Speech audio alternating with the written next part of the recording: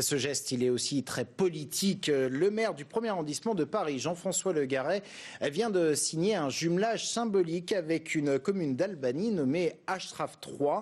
Elle ne compte que 3000 habitants, mais tous venus d'Iran. Ce sont en fait des moudjahidines du peuple, les opposants les plus virulents au régime iranien. Tania Watine avec Louis Simondet.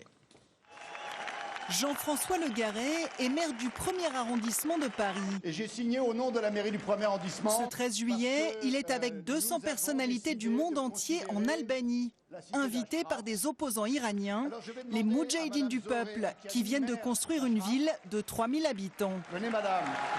L'élu parisien propose à la maire d'Ashraf III un jumelage symbolique. Nous affirmons solennellement que la résistance à l'oppression et à toutes les menaces contre ces valeurs est un droit imprescriptible et non négociable.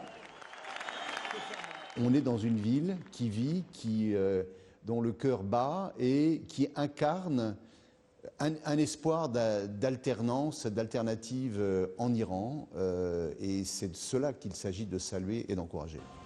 Ashraf III est sortie de terre en un an à peine. Construite sur des terrains vierges près de Tirana par des opposants au régime des Mollahs. Réfugiés en Irak pendant des années, les moudjahidines du peuple persécutés ont dû fuir avec l'aide de l'ONU et s'installer en Albanie. À 2000 km de là, leur premier camp de base, Auvers-sur-Oise, héberge le Conseil national de la résistance iranienne, dirigé par Mariam Radjavi. Depuis 40 ans, le Val d'Oise est une terre d'asile pour ses opposants iraniens. Parmi eux, Behzad Naziri. Il revient de quelques jours émouvants à Ashraf III.